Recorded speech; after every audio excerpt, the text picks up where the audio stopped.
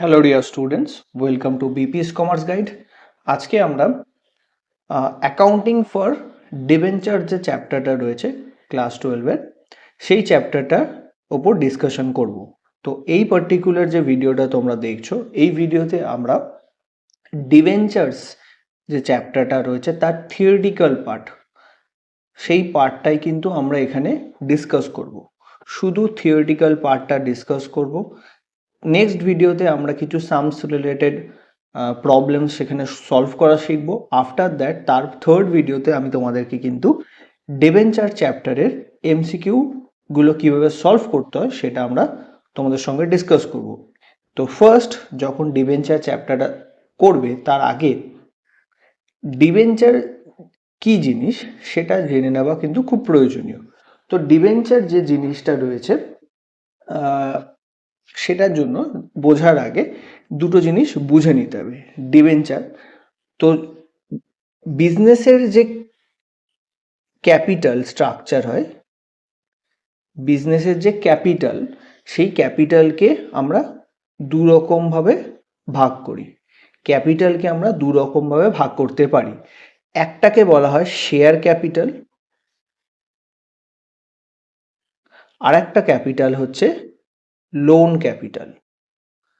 তো বিজনেসে এই দু ধরনেরই ক্যাপিটাল থাকে, একটা শেয়ার ক্যাপিটাল আর একটা হচ্ছে লোন ক্যাপিটাল। ঠিক আছে, তো যে আমরা লোন ক্যাপিটাল কথা বলছি, লোনের টাকা, এই লোনের টাকাটা আমরা বিভিন্ন রকমভাবে নিতে পারি। ব্যাংকের থেকে লোন হিসাবে, অথবা মার্কেটে কিছু বন্ড ইস্যু করে, অথবা ডিবেঞ্চার ইস্যু করে, অথবা সাপ্লায়ার থেকে ক্রেডিট পারচেস করে, বিভিন্ন ওয়েতে কিন্তু নেওয়া যায়।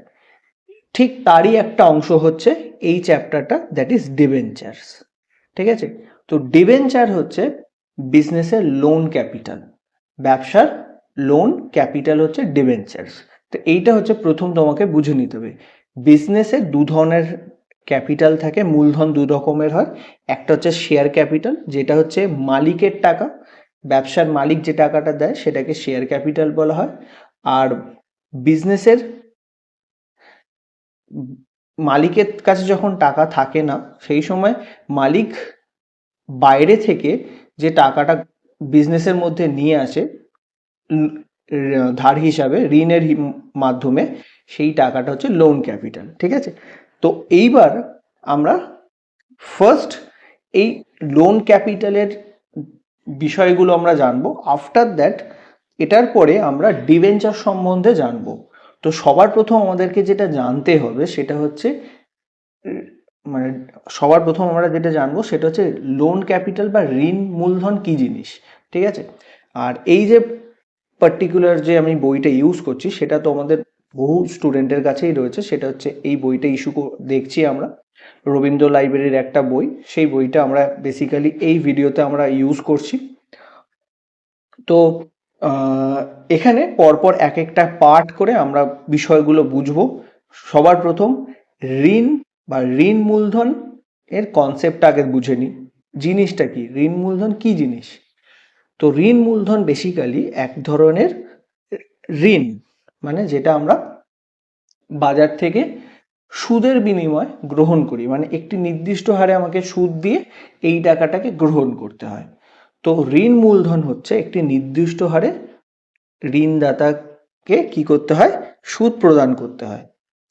তো এই যে ঋণ মূলধন রয়েছে, মানে আমি ধার করে যে টাকাটা নিয়ে এসেছি, এর যে খরচটা, এই যে সুদ আমি প্রদান করছি, এই সুদ প্রদানের যে খরচটা সেটাকে বলা হয় আয় থেকে ছাড়। এই কথাটা খুব ভালো করে মাথায় রাখবে, আয় থেকে ছাড়, that is charged against profit. এই যে খরচটা হয়, আমি ঋণের টাকা নিয়ে এলাম, এবার এই ঋণের টাকার উপর প্রত্যেক বছর আমাকে কি করতে হবে, সুদ প্রদান করতে হয়। এই যে সুদ প্রদান করা হয়, এই সুদ প্রদানটাকে বলা হয় চার্জ এগেনস্ট প্রফিট বা আয় থেকে ছাড়। এটা আমাকে মাথায় রাখতে হবে, এই সুদের খরচটাকে বলা হয় চার্জড এগেনস্ট প্রফিট। এটা কিন্তু একটা এমসিকিউ এর প্রশ্ন। সেকেন্ড, একটি নির্দিষ্ট হারে কিন্তু আমাকে কি করতে হবে, নির্দিষ্ট হারে আমাকে কি করতে হয় না, সুদ প্রদান করতে হয়। কি করতে হয়, সুদ প্রদান করতে হয় নির্দিষ্ট হারে।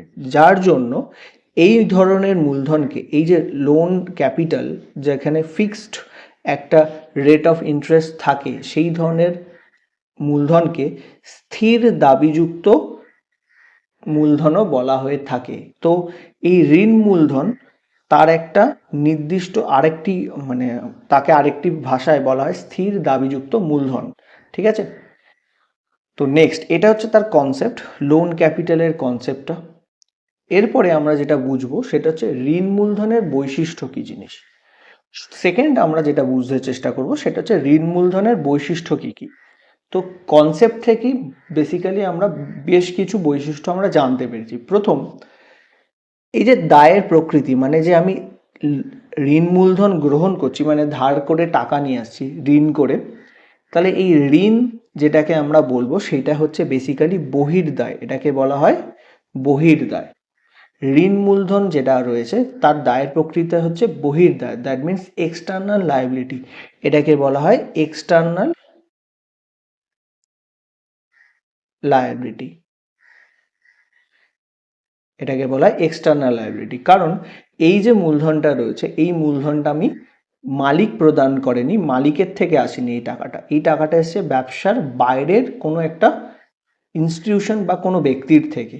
তাই এই ধরনের মানে মালিকের থেকে যদি কোনো টাকা আসে সেই টাকাটাকে বলা হয় অন্তর্দায়। অন্তর্দায় মানে ইন্টারনাল লায়াবিলিটি, সেটা যেহেতু মালিক দিচ্ছে তাই সেটা ইন্টারনাল, অন্তর্দায়। ঠিক আছে, আর যদি বাইরের থেকে কাউর থেকে টাকা আসে সেই মনে রাখবে সেটাকে বলা হয় বহির্দায় বা এক্সটার্নাল লায়াবিলিটি। এটাও কিন্তু খুব ইম্পর্ট্যান্ট এমসিকিউ এর জন্য। তো ঋণ মূলধন হচ্ছে যে দায়টা সেই দায়টাকে বহির্দায় বলে ধরা হয়ে থাকে। ঠিক আছে, থার্ড, এরপরে যেটা রয়েছে সুদ, এই যে ইন্টারেস্ট, এই ইন্টারেস্টটা কিন্তু একটা নির্দিষ্ট হারে প্রদান করতে হয়। এই যে সুদ রয়েছে ইন্টারেস্ট, এই ইন্টারেস্টটা কিন্তু নির্দিষ্ট হারে আমাকে কিন্তু প্রদান করে যেতে হবে। আবার এটাও মনে রাখতে হবে যদি কোনো বছর বিজনেসের প্রফিট না হয় বা লস হয়েছে ধরে নাও, সেই বছরও কিন্তু বিজনেসকে কিন্তু ওই ইন্টারেস্টটা পে করতে হবে। তার মানে এই দ্বারায় লাভ হোক বা ক্ষতি হোক সেই দুটো ক্ষেত্রেই কিন্তু আমাকে কি করতে হবে না ইন্টারেস্ট সুদ প্রদান করে যেতে হবে। থার্ড, তিন নম্বর হচ্ছে স্থায়িত্ব। এই মূলধন হচ্ছে অস্থায়ী মূলধন। এই যে মূলধনটা তোমরা দেখতে পাচ্ছ এটা হচ্ছে অস্থায়ী মূলধন। অস্থায়ী মূলধন মানে এইটার একটা টাইম ডিউরেশন থাকে, মানে একটা নির্দিষ্ট সময়ের জন্যই এই ঋণ মূলধন নেওয়া যেতে পারে। সেই নির্দিষ্ট সময় পেরিয়ে গেলে আমাদেরকে কি করতে হয় না সেই টাকাটা ফেরত দিয়ে দিতে হয়। ধরে নাও আমি ব্যাংকের থেকে 10,000 টাকা ঋণ নিয়েছি এবং ব্যাংক আমাকে সেই ঋণটা 5 বছরের জন্য দিয়েছে। তার মানে 5 বছর আমি ওই ঋণের ওপর সুদ প্রদান করব এবং 5 বছর শেষে পুরো টাকাটাই আমাকে কি করতে হবে ফেরত দিয়ে দিতে হবে ব্যাংকে। ঠিক আছে, তার জন্য এই ধরনের মূলধনকে অস্থায়ী মূলধন বলা হয়ে থাকে। সেকেন্ড, সাপ্লাই অফ ক্যাপিটাল, যে ফোর্থ পয়েন্ট যেটা আমরা পাচ্ছি সেটা হচ্ছে সাপ্লাই অফ ক্যাপিটাল। এই যে ক্যাপিটাল যেটা তোমরা পাবে এই ক্যাপিটালটার কিন্তু পাওয়ার কোনো নির্দিষ্ট কোনো নিয়ম থাকে না। কোনো সময় এই সুদটা মানে এই ঋণ বাজার থেকে খুব সহজে পাওয়া যায়, আবার কোনো সময় এই ঋণ পেতে খুব অসুবিধা হতে পারে। ঠিক আছে, তো এই মূলধনের সরবরাহ বেশ কিছু বিষয়ের ওপর নির্ভর করে, সেই দেশের আর্থ সামাজিক অবস্থা, রাজনৈতিক অবস্থা, টাকার বাজারের অবস্থা। যদি দেশের অবস্থা খুব ভালো হয় ঋণ সহজে পাওয়া যায়, আর যদি দেশের অবস্থা ভালো না থাকে সেক্ষেত্রে ঋণ পেতে কিন্তু খুব অসুবিধা হতে পারে। 5 নম্বর পয়েন্ট আমরা যেটা এখানে দেখতে পাচ্ছি সম্পত্তি বন্ধক, মর্টগেজ অফ প্রপার্টি। তো এই যে ঋণ আমি নেব ব্যাংকের থেকে, আমাকে যদি ঋণ নিতে হয় মনে রাখবে ব্যাংকে কিন্তু কিছু বন্ধক রাখতে হয়। ঠিক আছে, কিছু মর্টগেজ রাখতে, বন্ধক মানে মর্টগেজ মানে কিছু ব্যাংকে দিয়ে সেই বিনিময়ে আমাকে কিন্তু কি করতে হয় না ঋণটাকে ঋণ মূলধনকে গ্রহণ করতে হয়, তো কিছু দিতে হবে সেই, তার মানে এখানে কি করতে হয় সম্পত্তি বন্ধক দিতে হয়। এটাও কিন্তু একটি বৈশিষ্ট্য ঋণ মূলধনের। তারপরে সম্পর্কটা হচ্ছে যে ঋণ সরবরাহ করে তাকে ঋণদাতা এবং সে কারবারের কি হয়ে যায় পাওনাদার হয়ে যায়, মানে ক্রেডিটার্স হয়ে যায়। যে ঋণ দিচ্ছে তাকে আমরা কি বলি ঋণদাতা, এবং ব্যবসার কাছে সে হচ্ছে পাওনাদার, ক্রেডিটার্সকে টাকা দিতে হয় আর নেক্সট হচ্ছে লভ্যাংশের ওপর দাবি। পরবর্তী যেটা রয়েছে সেটা হচ্ছে লভ্যাংশের ওপর দাবি। তো মনে রাখবে যে ঋণ যে ঋণ দেয়, ঋণদাতা কোনো সময় কিন্তু মূলধনের ওপর দাবি করতে পারবে না। ঋণদাতা কোনো সময় মূলধনের ওপর কি করতে পারবে না? দাবি করতে পারবে না। কারণ তারা ব্যবসার কিন্তু মালিক নয়। ব্যবসার মালিকই একমাত্র কিন্তু মূল লভ্যাংশের ওপর, মানে যা প্রফিট হয় তার ওপর দাবি করতে পারে লভ্যাংশ পাওয়ার জন্য।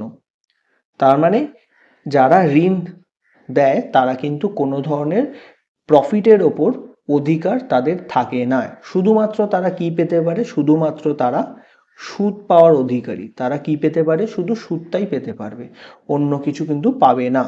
আফটার দ্যাট লাস্ট যে পয়েন্ট, তো শেষ যে পয়েন্টটা রয়েছে সেটা হচ্ছে কারবারের ক্ষতি, লস অন বিজনেস। তো বিজনেসের যে লসটা রয়েছে সেই লস বহন করা কিন্তু যারা ঋণদাতা তাদের দায়িত্ব নয়। তো ঋণদাতা কিন্তু কোনো সময় কারবারের ক্ষতি বহন করবে না, কারণ তারা ব্যবসার মালিক নয়। ব্যবসার মালিক যে হবে সেই কিন্তু ব্যবসার ক্ষতি বহন করবে। ঋণদাতা কোনো সময় ব্যবসার মালিক হয় না। ব্যবসার যেহেতু মালিক নয় তার জন্য তারা কিন্তু মূল যে প্রফিট হচ্ছে তার উপর তার কোনো অধিকার থাকে না। ঠিক আছে? তাহলে যেহেতু তার কাছে কোনো প্রফিটের ওপর অধিকার নেই, তার জন্য কিন্তু সে কিন্তু কোনো ধরনের ক্ষতিও বহন করবে না। ব্যবসার ক্ষতি হয়েছে, সেই ক্ষতি কিন্তু ব্যবসার মালিক বহন করবে। ঋণদাতা কোনো সময় ওই ক্ষতি বহন করবে না। ঠিক আছে? নেক্সট, এবার চলে আসি নেক্সট পরের পেজে। নেক্সট পেজ, এবার আমরা টাইপস অফ লোন ক্যাপিটালটা জানব। Types of loan capital. ঠিক আছে? এবার যে টাইপস অফ লোন ক্যাপিটাল যেটা রয়েছে সেটা আবার দেখে নেওয়া যাক। বলছে এই লোন ক্যাপিটালকে আমরা 3 রকমভাবে ভাগ করি। ঠিক আছে? লোন ক্যাপিটাল বা ঋণ মূলধনকে 3 রকমভাবে ভাগ করা যায় অ্যাকর্ডিং টু দ্য ডিউরেশন, মানে সময় অনুযায়ী 3 রকমভাবে আমি ভাগ করতে পারি। ঠিক আছে? সময়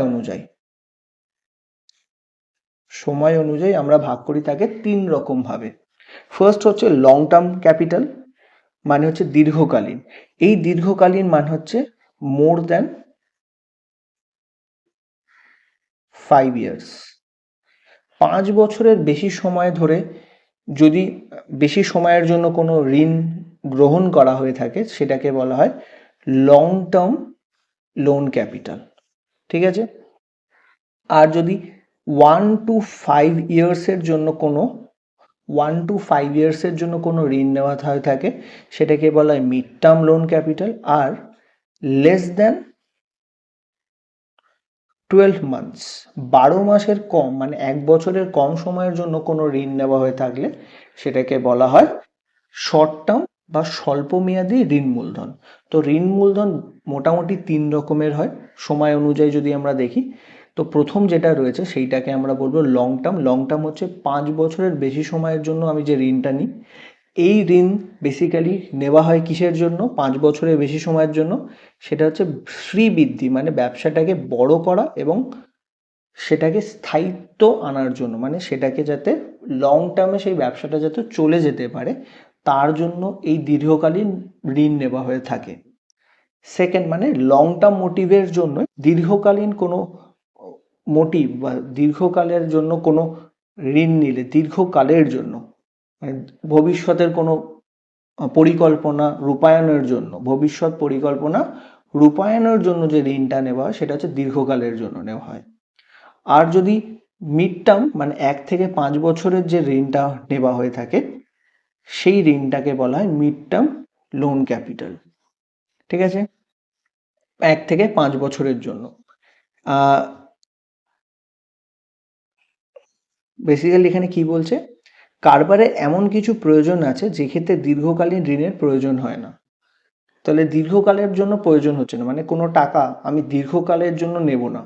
একটা সময় 2-3 বছরের জন্য আমার একটা টাকার দরকার, তখন সেই ধরনের ঋণগুলোকে আমরা বলবো মিড টার্ম লোন ক্যাপিটাল। আর যদি 12 মাসের কম সময়ের জন্য আমার কোনো ঋণের দরকার পড়ে 12 মাসের কম সময়ের জন্য, মানে এই ধরনের বেসিক্যালি ঋণের দরকার পড়ে কারবার কার্যকারী মূলধনের প্রয়োজন। দ্যাট মিনস ওয়ার্কিং ক্যাপিটাল, মানে ব্যবসাটা ডে টু ডে বেসিস চালানোর জন্য, ব্যবসাটাকে ডে টু ডে বেসিস যদি চালাতে হয়, সেই জন্য যে টাকাটার দরকার পড়ে, সেই টাকাটার জন্য যদি কোনো ঋণ নেওয়া হয় তাহলে সেটাকে বলা হয় স্বল্পকালীন ঋণ মূলধন।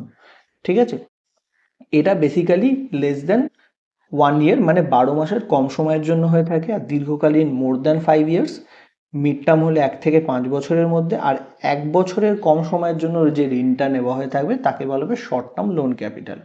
তো ঋণ মূলধনকে আমরা এই 3টে ভাগে ভাগ করতে পারি।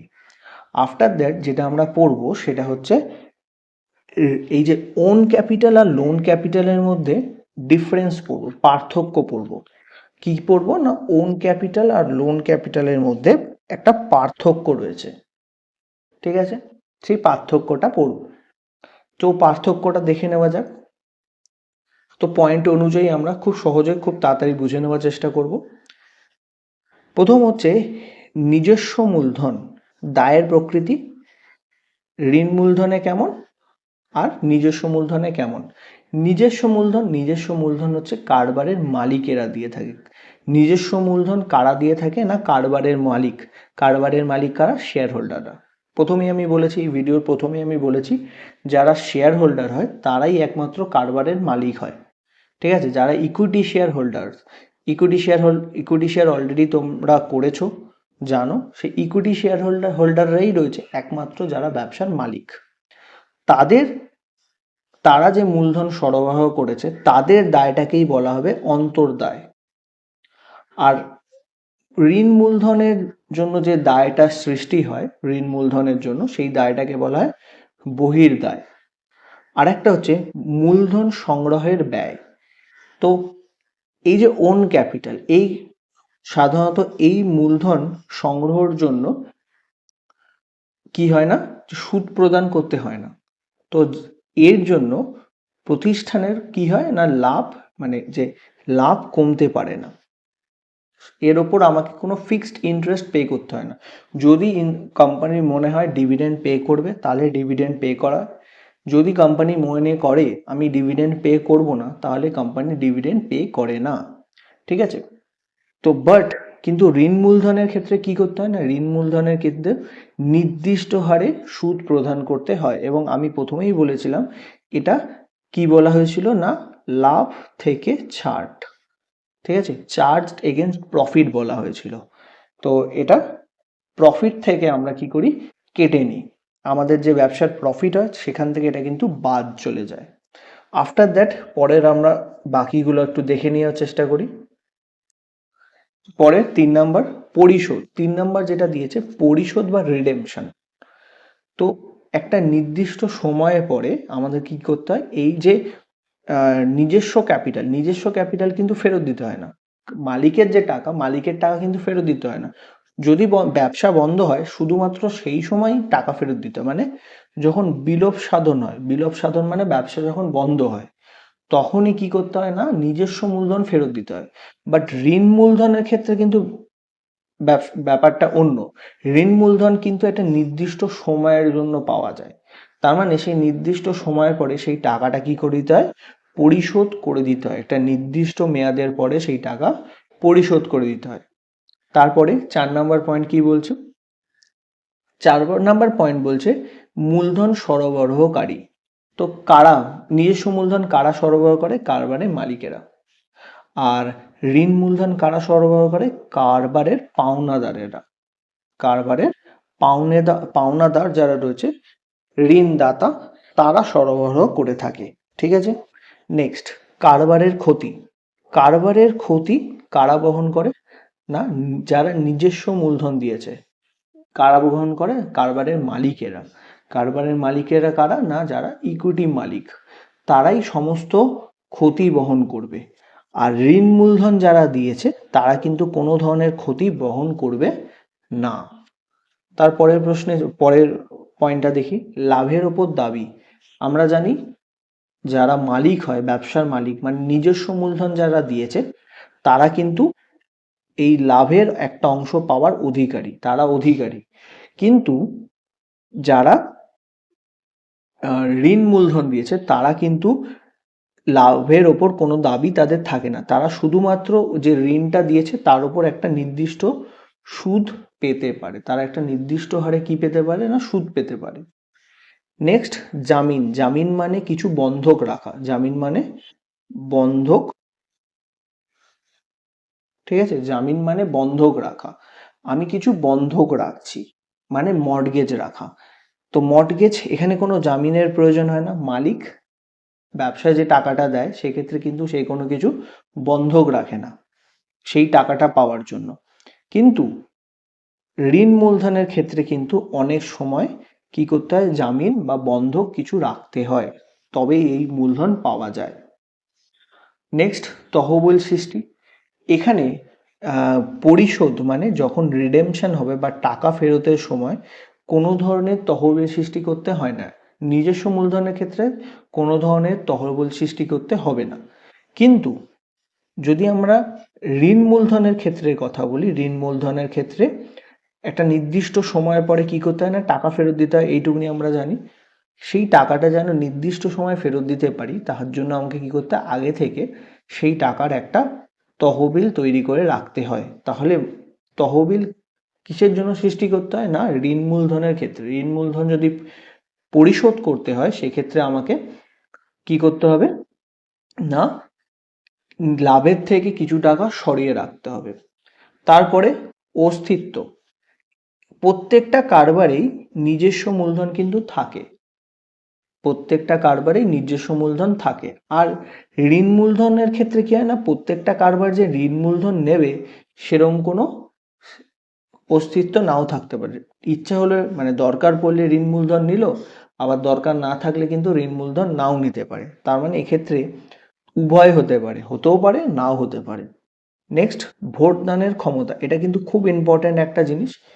নিজস্ব মূলধন যাদের থাকে মানে ইকুইটি শেয়ার হোল্ডারদের একটি অন্যতম যে ক্ষমতা থাকে সেটা হচ্ছে ভোট দান করার ক্ষমতা, ভোটিং রাইট থাকে।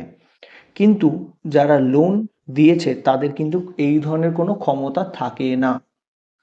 নেক্সট, রূপান্তর। নেক্সট হচ্ছে রূপান্তর।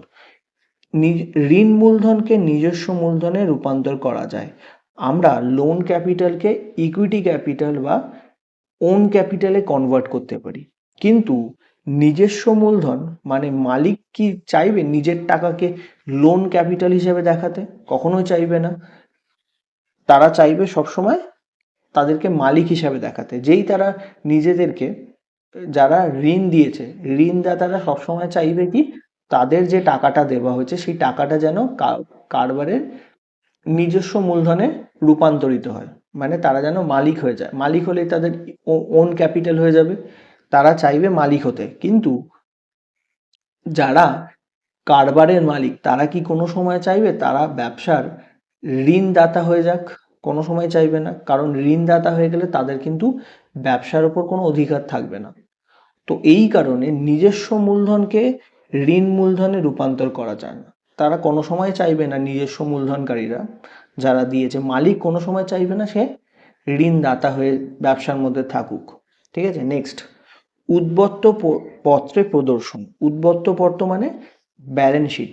ব্যালেন্স শিটে কোথায় দেখানো হয়? ব্যালেন্স শিটে ইকুইটি বা ওন ক্যাপিটাল দেখা শেয়ার ক্যাপিটালের আন্ডারে, আর লোন ক্যাপিটাল দেখানো হয় সিকিউর লোনের আন্ডারে। ঠিক আছে। এইটা হচ্ছে ওন ক্যাপিটাল অ্যান্ড লোন ক্যাপিটালের মধ্যে পার্থক্য। এরপরে আমরা চলে আসব, আমরা এই ঋণ মূলধন কোথা থেকে গ্রহণ করতে পারি, ঋণ মূলধন কোথা থেকে গ্রহণ করা যায়।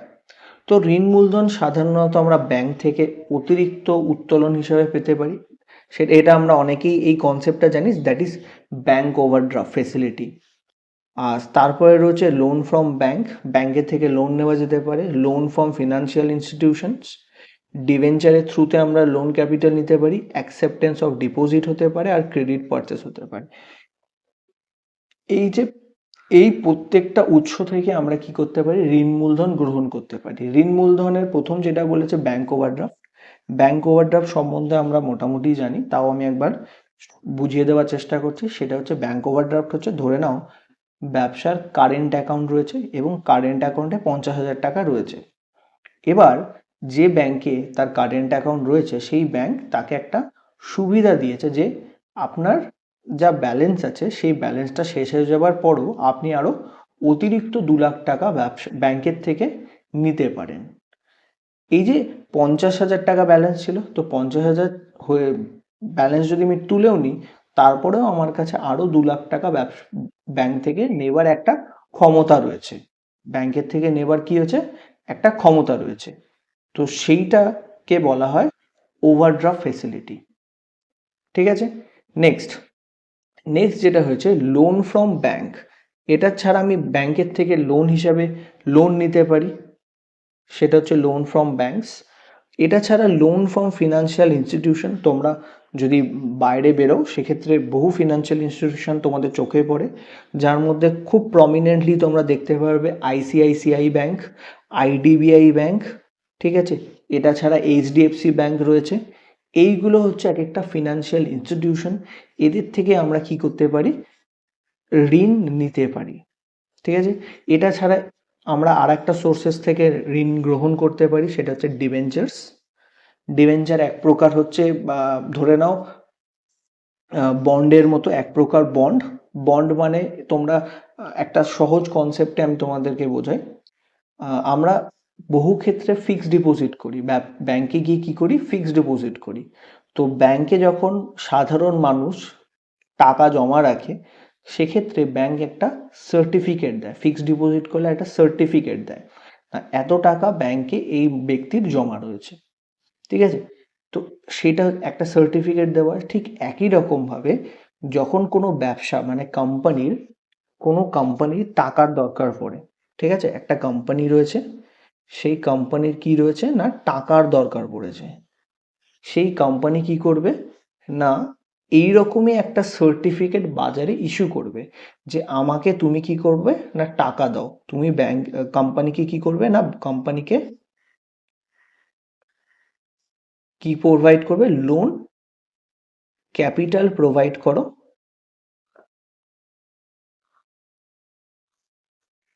একটা সাধারণ মানুষকে বলবে আপনারা লোন ক্যাপিটাল আমাকে প্রোভাইড করুন, আমি আপনাকে কি দেবো না, একটা সার্টিফিকেট দেবো। কি দেবো, একটা সার্টিফিকেট দেবো। এই সার্টিফিকেটটাকেই বলা হয় ডিবেঞ্চার্স। এই সার্টিফিকেটটাকে বলা হয় ডিবেঞ্চার্স।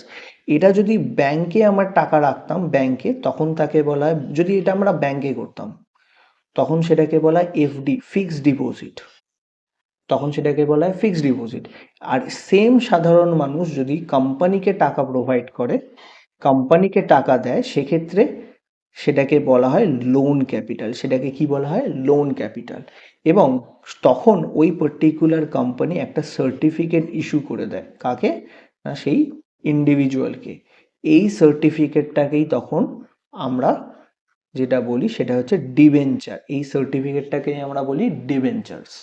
ওকে, তো হচ্ছে এইটাকেই ডিবেঞ্চার বলা হয়। তো ডিবেঞ্চারের থ্রুতেও কি করে না, কোম্পানি এই লোন ক্যাপিটাল বড় করতে পারে।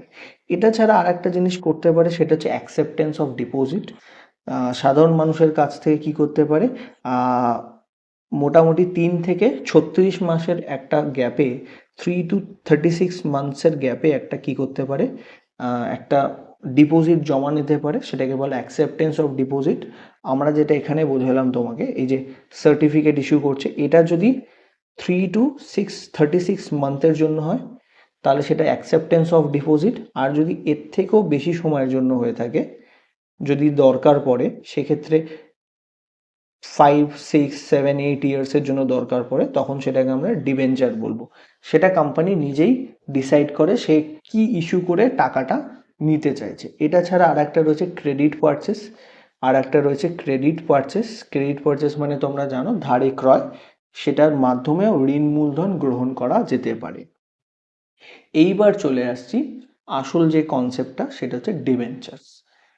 এতক্ষণ যেটা চলছিল সেটা হচ্ছে ঋণ মূলধন সম্বন্ধে আমরা জানলাম। এই ঋণ মূলধনেরই একটা খুব ইম্পর্টেন্ট পার্ট রয়েছে ডিবেঞ্চার্স। ঋণ মূলধনের একটি খুব ইম্পর্টেন্ট পার্ট হচ্ছে ডিবেঞ্চার্স। ডিবেঞ্চার্স কি? ডিবেঞ্চারের একটা ডেফিনেশন আছে। কি ডেফিনেশন? না, ডেফিনেশনটা হচ্ছে যে দলিলের মাধ্যমে কোম্পানি জনসাধারণের কাছ থেকে দীর্ঘমেয়াদী ঋণ গ্রহণ করে তাকে ঋণপত্র বা ডিবেঞ্চার্স বলে। তাকে কি বলা হয়? ঋণপত্র বা ডিবেঞ্চার্স বলা হয়ে থাকে। ঠিক আছে? আচ্ছা, নেক্সট এর পরেরটা, কোম্পানি অ্যাক্টে একটা ডেফিনেশন বলা আছে। ডিবেঞ্চার্স বলতে কোম্পানির ডিবেঞ্চার, স্টক, বন্ড কিংবা অন্য কোনো দলিলকে বোঝায় যার পরিপ্রেক্ষিতে কোম্পানি সম্পত্তির ওপর দাবি থাকতে পারে আবার নাও থাকতে পারে। ঠিক আছে? তো এই যে ডিবেঞ্চার্স, ঋণ মূলধন, ঋণ মূলধনের ক্ষেত্রে যেটা হয়েছে, ঋণ মূলধনের ক্ষেত্রে কি বলা হয়? ঋণ মূলধনের জন্য যদি বাজার থেকে কোম্পানি ঋণ মূলধন গ্রহণ করতে হয় সেক্ষেত্রে তাকে কিছু না কিছু বন্ধক রাখতে হয়, আবার বন্ধক না রেখেও টাকা বাজার থেকে নেওয়া যেতে পারে। এটাই কোথায় দেওয়া আছে? না, কোম্পানি আইনের ডিবেঞ্চারের সংজ্ঞার মধ্যে বলে দেওয়া হয়েছে যে কোনো সম্পত্তি বন্ধক রাখা যেতেও পারে, নাও যেতে পারে। এটা হচ্ছে ঋণপত্রের সংজ্ঞা। এবার আমরা যেটা পড়বো সেটা হচ্ছে ঋণপত্রের বৈশিষ্ট্য কি কি। ডিবেঞ্চারের কি কি বৈশিষ্ট্য আছে? ডিবেঞ্চারে প্রথম হচ্ছে ঋণের সাক্ষ্য। ঋণের সাক্ষ্য, ঋণের সাক্ষ্য কোনটা? এই যে আমাকে সার্টিফিকেটটা প্রোভাইড করেছে, এই যে সার্টিফিকেট প্রোভাইড করছে, এই সার্টিফিকেটটাই হচ্ছে সাক্ষ্য, মানে দলিল। এইটাই হচ্ছে এভিডেন্স অফ লোন, যে এই পার্টিকুলার ইন্ডিভিজুয়াল এই যে লোন ক্যাপিটালটা প্রোভাইড করছে এটার অ্যাকচুয়াল যে দলিল, দলিল মানে এভিডেন্স, এভিডেন্সটা হচ্ছে সার্টিফিকেট। ও যে টাকা দিয়েছে সে কি করে ব্যাংকে বা কোর্টে গিয়ে প্রমাণ করবে? না, তার কাছে যদি এই সার্টিফিকেটটা থাকে তবে সে কিন্তু প্রমাণ করতে পারে এই কোম্পানিকে এই ইন্ডিভিজুয়াল লোন ক্যাপিটাল প্রোভাইড করেছিল। ঠিক আছে? নেক্সট, এটা পার্ট অফ ক্যাপিটাল স্ট্রাকচার, মূলধনের একটি অংশ। আমরা প্রথমেই পড়েছিলাম, কি পড়েছিলাম? না, আমরা ক্যাপিটালকে দুরকমভাবে ভাগ করেছিলাম, একটা শেয়ার ক্যাপিটাল আর একটা লোন ক্যাপিটাল। তো লোন ক্যাপিটালও কিন্তু ক্যাপিটালেরই একটি অংশ। ঠিক আছে? Second, fixed rate of interest. এই ডিবেঞ্চারের ওপর কি হয়? না, একটি নির্দিষ্ট হারে আমাকে কি করতে হয়? সুদ প্রদান করতে, একটি নির্দিষ্ট হারে সুদ প্রদান করতে হয়। তারপর হচ্ছে পরিশোধ, রিপেমেন্ট। তো রিপেমেন্ট কি করছে? একটা নির্দিষ্ট মেয়াদে পরে কি করতে হয়? সেটা ফেরত দিতে হয় টাকাটা। তুমি যদি ইন্ডিয়ার কথা ভাবো, ইন্ডিয়াতে ইরিডিমেবল ডিবেঞ্চার্স, এটা আমরা একটু পরে পড়বো, সেটা ইস্যু করা যায় না। সেটার কারণটা সেটা আমরা পরে, যে এই ভিডিও শেষের দিকে যখন যাব তখন আমরা ডিসকাস করে দেবো। তো এক্ষেত্রে কি হয়? ডিবেঞ্চার একটি নির্দিষ্ট মেয়াদের পরে সেই টাকাটা কি করতে হয়? ফেরত দিয়ে দিতে হয়। এই টাকাটা কোম্পানি যে টাকাটা লোন হিসাবে নিয়েছে, কোম্পানি কি করবে? আবার এই টাকাটা ফেরত দিয়ে দেবে। ঠিক আছে? একটা নির্দিষ্ট সময় রয়েছে। Next, share of profit. এরা কিন্তু লাভের কোনো, আমি আগেই বলেছি, যা লোন ক্যাপিটালের ফিচার্স রয়েছে সেই সমস্ত ফিচার্সই কিন্তু ডিবেঞ্চারের মধ্যে থাকবে। যেমন এরা কিন্তু লাভের অংশ পেতে পারে না, শুধুমাত্র নির্দিষ্ট হারে সুদ পাবে। রূপান্তর মানে কনভার্সন, কনভার্সন মিন্স এটা লোন ক্যাপিটাল, লোন আমি কি জানি?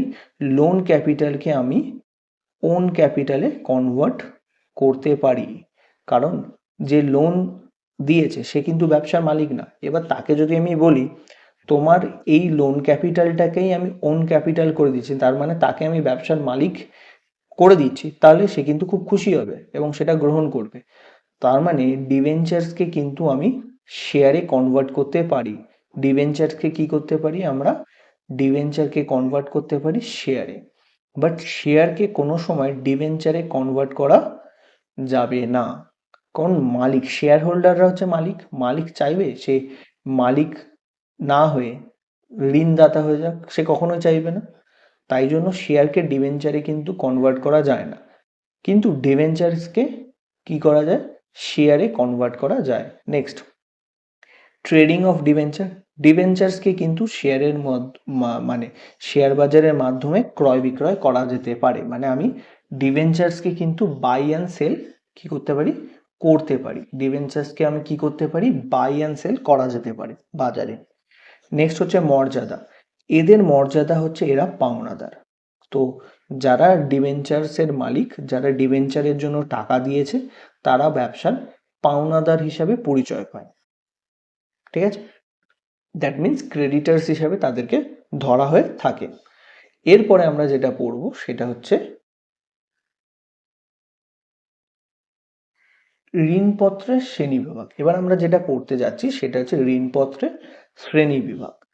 তো ঋণপত্রের যে শ্রেণী বিভাগ, সেখানে বেশ কিছু জিনিস আমরা স্কিপ করব, আর কিছু জিনিস আমাদেরকে মাথায় রাখতে হবে। ফার্স্ট হচ্ছে সিকিউর ডিবেঞ্চার্স। সিকিউর ডিবেঞ্চার্স এর মানে হচ্ছে এই যে ডিবেঞ্চার্সটা বাজারে ইস্যু করা হয়েছে তার এগেনস্টে কোনো না কোনো সম্পত্তি কি হয়েছে, বন্ধক রাখা হয়েছে। কোনো না কোনো সম্পত্তি কি করা হয়েছে, বন্ধক রাখা হয়েছে।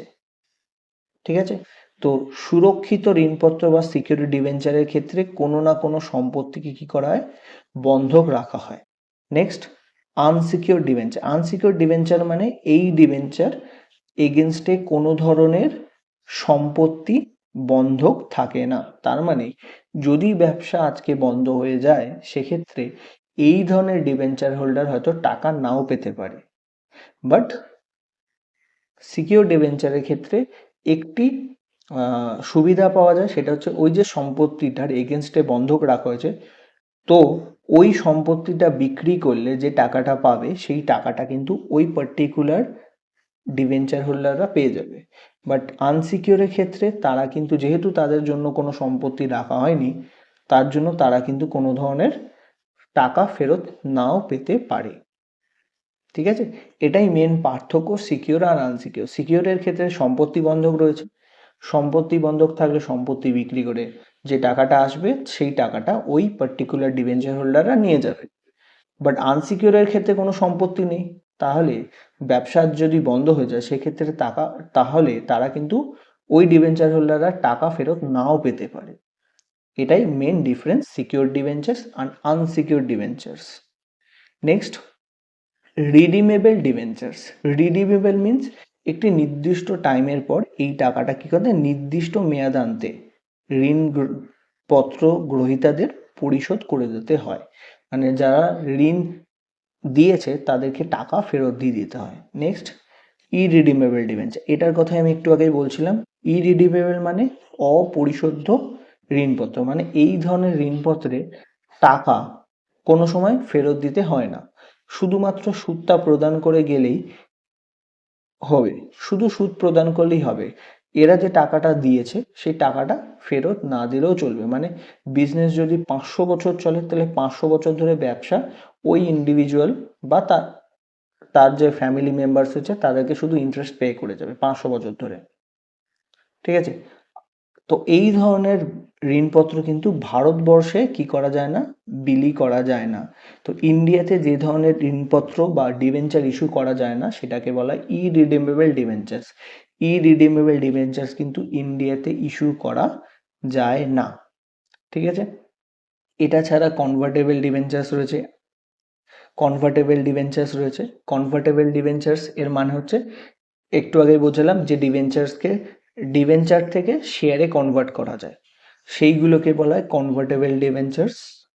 আর একটা ডিবেঞ্চার রয়েছে যেখানে বলা হয় নন কনভার্টেবল ডিবেঞ্চার্স, মানে যে ডিবেঞ্চার্সগুলোকে আমরা শেয়ারে কনভার্ট করতে পারি না, সেই ধরনের ডিবেঞ্চার হচ্ছে নন কনভার্টেবল ডিবেঞ্চার্স। এটা ছাড়া আর একটা ডিবেঞ্চার আছে, সেটা হচ্ছে সুনির্দিষ্ট কুপন হারের ঋণপত্র, স্পেসিফিক কুপন রেট ডিবেঞ্চার। মানে একটা নির্দিষ্ট রেট অফ ইন্টারেস্ট মেনশন করা থাকে। ওই যে যে ঋণপত্র বা সার্টিফিকেট আছে, এই যে সার্টিফিকেটটা পাওয়া গেছে, এই যে সার্টিফিকেটটা তুমি পেয়েছো বা এই ইন্ডিভিজুয়াল পেয়েছে, সেখানে মেনশন করা থাকবে 8%, 6%, 10%, 20%, এরকমভাবে মেনশন করা থাকবে রেট অফ ইন্টারেস্টটা।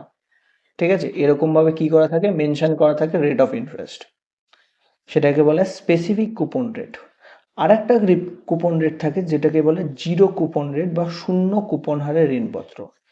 এই ধরনের যে ডিবেঞ্চার্স, এই ধরনের ডিবেঞ্চার্সে কিন্তু কোনো ধরনের রেট অফ ইন্টারেস্ট মেনশন করা থাকে না।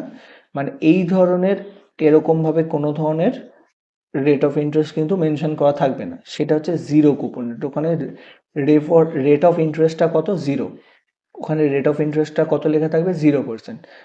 এবার আমাকে বলো, যদি এই ধরনের ঋণপত্র কেউ আমাকে বিক্রি করতে চায়, সেই ঋণপত্র কি আমি কিনবো যেখানে কোনো ধরনের ইন্টারেস্ট পাবো না আমি? তাই জন্য এই যে ডিবেঞ্চার্স রয়েছে, এই ডিবেঞ্চার্সগুলোকে কি করা হয়? অবহারে বিলি করা হয়ে থাকে। কি করে বিলি করা হয়? না, অবহারে বিলি করা। অবহার মানে 100 টাকা ধরো ডিবেঞ্চারটার ভ্যালু, সেটা আমি 80 টাকায় বিক্রি করছি বাজারে। মানে কোম্পানি 80 টাকা পাবে, আর যখন কোম্পানি ফেরত দেবে টাকা, তখন 100 টাকা ফেরত দেবে। 80 টাকা কোম্পানি রিসিভ করবে, আর 5 বছর পর কোম্পানি 100 টাকা ফেরত দিয়ে দেবে। তাহলে ইন বিটুইন এই যে 20 টাকা, এই 20 টাকা হচ্ছে প্রফিট। এই 20 টাকা হচ্ছে প্রফিট, বা এটাকেই ইন্টারেস্ট ধরে নেওয়া হবে। এটাকেই ইন্টারেস্ট বলে ধরে নেবে কে? না, যারা এই ধরনের ডিবেঞ্চার্স বাই করবে। যদি জিরো রেটে থাকে, জিরো কুপন রেট, তো জিরো কুপন রেট বা ইন্টারেস্ট না থাকলে কেউই টাকা দিতে রাজি থাকবে না। এই কারণে এই ধরনের ঋণপত্রকে আমরা অবহার মানে ডিসকাউন্টে ইস্যু করা হয়। মানে 100 টাকার ডিবেঞ্চার আমি 80 টাকায় বিক্রি করে দিলাম, তো কোম্পানি 80 টাকা এখন পেলো। 5 বছর পর কোম্পানি যখন টাকা ফেরত দেবে, তখন তাকে 100 টাকা ফেরত দিয়ে দেবে। তো 20 টাকা সে এক্সট্রা পেলো। এই 20 টাকাটাই হচ্ছে সেই পার্টিকুলার ডিবেঞ্চারের ইন্টারেস্ট। ঠিক আছে? নেক্সট, এটা ছাড়া রেজিস্টার্ড ডিবেঞ্চার্স। ডিবেঞ্চার্স কি করতে হয়? রেজিস্টার করানো হয়। ডিবেঞ্চার্সগুলোকে কি করা হয়? নিবন্ধিত করতে হয়। মানে কে ওই ডিবেঞ্চারের মালিক, কার কাছে রয়েছে, সেইগুলো ওই ডিবেঞ্চারে কিন্তু মেনশন করা থাকে। আর এক ধরনের ডিবেঞ্চার রয়েছে, সেটা হচ্ছে বিয়ারার ডিবেঞ্চার। এই ধরনের ডিবেঞ্চার্স যে কেউ যাকে খুশি আমরা বিক্রয় করতে পারি, কারণ এখানে কোনো ব্যক্তির নাম নির্দিষ্ট করে লেখা থাকে না। মানে যার কাছে সেই ডিবেঞ্চার থাকবে সেই ডিবেঞ্চারের মালিক। রেজিস্টার্ড ডিবেঞ্চারের ক্ষেত্রে কি হয় না, কোনো একজন ব্যক্তির নাম লেখা থাকে, এই ব্যক্তি এই ডিবেঞ্চারটা কিনেছে। সেক্ষেত্রে ওই ডিবেঞ্চারটা কি আমরা একে অপর অন্য কাউকে হস্তান্তর করতে পারি। বাট যেটা বিয়ারার ডিবেঞ্চার মানে খোলা ঋণপত্র, সেটা কিন্তু আমরা যে কোনো ব্যক্তিকে সেই ঋণপত্র কিন্তু বিক্রি করে দিতে পারি। ধরো আমি কিনলাম, আমি কিনে XYZ-কে বিক্রি করে দিতে পারি। ঠিক আছে? এই ধরনের ডিবেঞ্চার্সকে বলা হয় বিয়ারার ডিবেঞ্চার্স। এবার চলে আসি নেক্সট পরের পার্টে, শেয়ার অ্যান্ড ডিবেঞ্চার্স। থিওরিটিক্যাল পার্টের এটা শেষ একটা পার্থক্য। এটা আমার এই ভিডিওর শেষ জিনিস, যেটা তোমাদেরকে জানা খুব ইম্পর্টেন্ট। শেয়ার আর ঋণপত্র মধ্যে পার্থক্য। এবার শেয়ার হচ্ছে এবার মর্যাদা। শেয়ারের মর্যাদা কি না, যাদের কাছে শেয়ার থাকে তারা মালিক, যাদের কাছে শেয়ার থাকে তারা ব্যবসার মালিক। আর যাদের কাছে ঋণপত্র থাকে তারা কে? পাওনাদার। তো ঋণপত্র যাদের কাছে থাকবে তাদেরকে আমরা বলবো পাওনাদার, আর যাদের কাছে শেয়ার থাকবে তাদেরকে আমরা বলবো মালিক। ঠিক আছে? আচ্ছা, এই যে শেয়ারকে বলা হয় নিজস্ব মূলধন, আর ডিবেঞ্চারটাকে বলা হয় ঋণ মূলধন। ঠিক আছে? এবার আইনগত বাধ্যবাধকতা কি না, শেয়ার অবহালে বিলি করতে হলে আইনগত কতগুলি বিধিনিষেধ মেনে চলতে হয়। মানে অবহার মানে ডিসকাউন্টে, শেয়ার যদি ডিসকাউন্টে ইস্যু করা হয় সেক্ষেত্রে কিছু রুলস অ্যান্ড রেগুলেশন মেনে চলতে হয়। কিন্তু ডিবেঞ্চারের ক্ষেত্রে সেই ধরনের কোনো বিধিনিষেধ কিন্তু নেই। ঠিক আছে? ক্রয়। এবার কোম্পানি সাধারণত তার নিজস্ব শেয়ার ক্রয় করতে পারে না, তবে বর্তমানে নিজস্ব শেয়ার ক্রয়ে কোনো বাধা না থাকলেও আইনগত দিকগুলি বিচার করে দেখে তবে নিজস্ব শেয়ার কিনতে হয়। তাহলে কোম্পানি নিজের শেয়ার কি করতে পারে? বাই করতে পারে। আর কোম্পানি ডিবেঞ্চারের ক্ষেত্রে বা লোন ক্যাপিটালের ক্ষেত্রে কি হয় না, কোম্পানি যখন ইচ্ছা তার ডিবেঞ্চারে বাজার থেকে আবার ফেরত নিয়ে নিতে পারে। ডিবেঞ্চার কি করতে পারে? ফেরত নিতে পারে।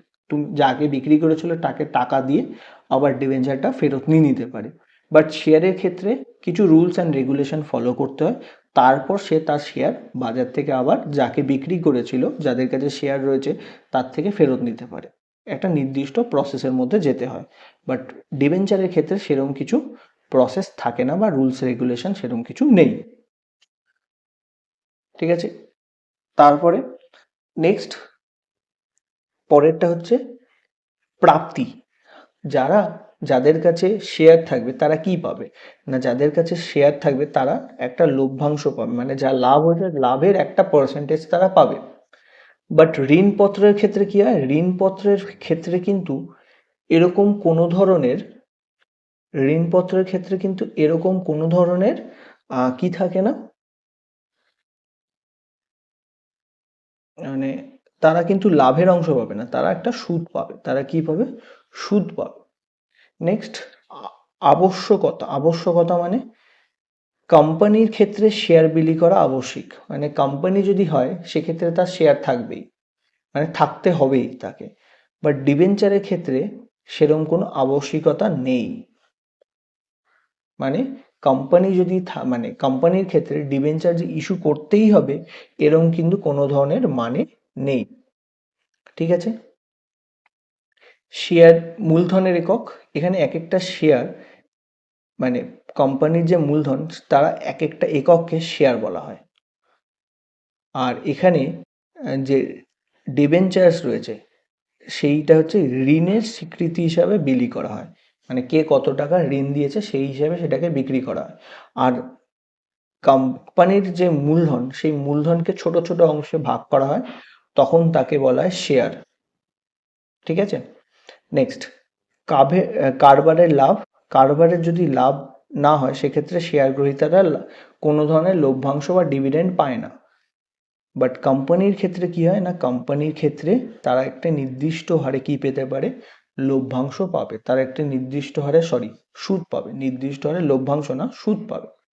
ডিবেঞ্চার হোল্ডাররা কি পাবে না, সুদ পাবে। ঠিক আছে, তারপরে নেক্সট হচ্ছে পরিশোধ।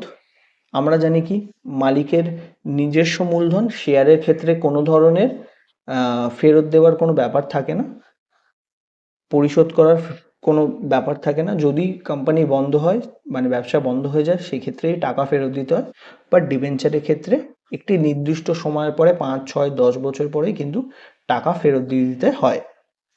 নেক্সট ভোট দানের ক্ষমতা। শেয়ার হোল্ডারদের একটা স্পেসিফিক একটা পাওয়ার থাকে, দ্যাট ইজ ভোটিং রাইট। তাদের কাছে ভোট দেওয়ার একটা ক্ষমতা আছে। ঠিক আছে, আর ডিবেঞ্চার হোল্ডারদের কোনো ধরনের ভোট দেওয়ার ক্ষমতা থাকে না। ঠিক আছে, নেক্সট আর একটা খুব ইম্পর্টেন্ট জিনিস, সেটা হচ্ছে ডিবেঞ্চার মানে যারা শেয়ার হোল্ডার তারা সবার শেষে কিন্তু মানে তাদের লভ্যাংশ পায়, মানে ব্যবসার যা প্রফিট হবে সেই প্রফিট থেকে আগে সমস্ত লোককে টাকা দিয়ে দিতে হবে। যারা যারা টাকা পায় ডিবেঞ্চার হোল্ডার আগে টাকা পেয়ে যাবে, আফটার দ্যাট সবাই টাকা পেয়ে যাওয়ার পর শেয়ার হোল্ডাররা টাকা পাবে। মানে যদি প্রফিট শেষ হয়ে যায় সেক্ষেত্রে শেয়ার হোল্ডাররা কিন্তু টাকা পাবে না আর। বাট ডিবেঞ্চার হোল্ডাররা কিন্তু লভ্যাংশ দেবার আগেই, মানে শেয়ার হোল্ডারকে লভ্যাংশ দেওয়ার আগেই তাদেরকে দিতে হয়, মানে ডিবেঞ্চার হোল্ডাররা আগে তাদের ইন্টারেস্ট পেয়ে যাবে, তারপরে যদি কোনো প্রফিট পড়ে থাকে তবে তাহলে শেয়ার হোল্ডাররা পাবে, নইলে কিন্তু পাবে না। নেক্সট পরিচালনায় অংশগ্রহণ। পরিচালনায় যে অংশগ্রহণের কথা বলা হচ্ছে এখানে, সেক্ষেত্রে যেটা রয়েছে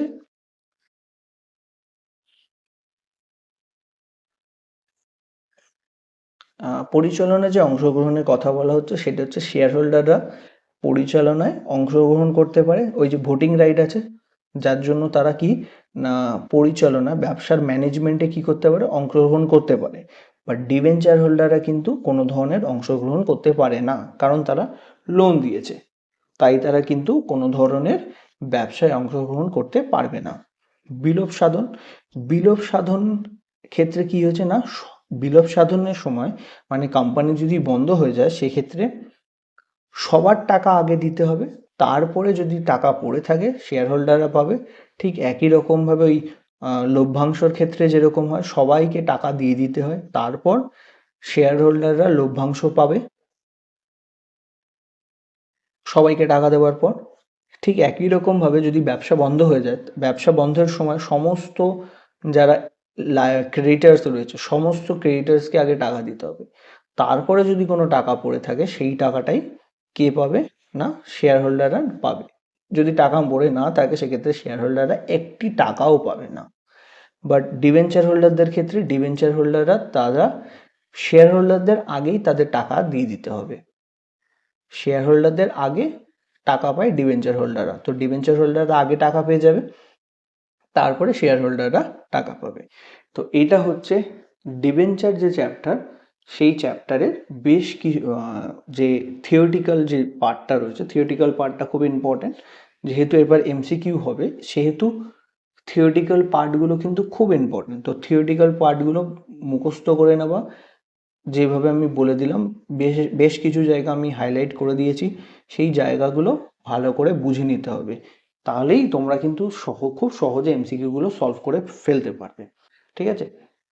আর ভিডিওটা যদি ইনফরমেটিভ হয়ে থাকে তাহলে নিজেদের বন্ধুদের মধ্যে শেয়ার করে দেবে, যারা সেমিস্টার 3 দেবে বছর। নতুন এক্সাম প্যাটার্নে পরীক্ষা হবে, নতুন নতুন বিভিন্ন ধরনের এমসিকিউ তোমরা দেখতে পাবে সেখানে। তো নেক্সট যে ভিডিওটা আমি তোমাদেরকে শেয়ার করব সেখানে আমি কিভাবে জার্নাল এন্ট্রি করতে হয় ডিবেঞ্চারের, সেটা তোমাদেরকে নেক্সট ভিডিওতে শেখাবো। থার্ড যে ভিডিওটা আসবে ডিবেঞ্চার রিলেটেড, সেখানে আমরা এমসিকিউ সলভ করব। সেই এমসিকিউ যেটা সলভ হবে সেটা কিন্তু বেসিক্যালি আজকের যে ভিডিওটা তোমরা পেয়েছো সেই ভিডিওটা, এবং সেকেন্ড যে ভিডিওটা আমরা যেখানে আমরা জার্নাল শেখাবো সেই ভিডিওটার ওপর ডিপেন্ড করে কিন্তু আমরা সমস্ত এমসিকিউগুলো সলভ করা শিখব। ঠিক আছে? আশা করি ভিডিওটা ভালো লেগেছে। ভালো লাগলে অবশ্যই একটা আমাকে লাইক, শেয়ার অ্যান্ড কমেন্ট করে জানাবে। কোনো অংশ যদি বুঝতে না পারো সেক্ষেত্রেও আমাকে জানাবে। কোনো স্পেসিফিক চ্যাপ্টারে যদি কোনো প্রবলেম থাকে, কোনো স্পেসিফিক টপিকে যদি প্রবলেম থাকে সেটা কমেন্ট বক্সে অবশ্যই জানাবে, যাতে আমি তোমাদেরকে হেল্প করতে পারি। Thank you.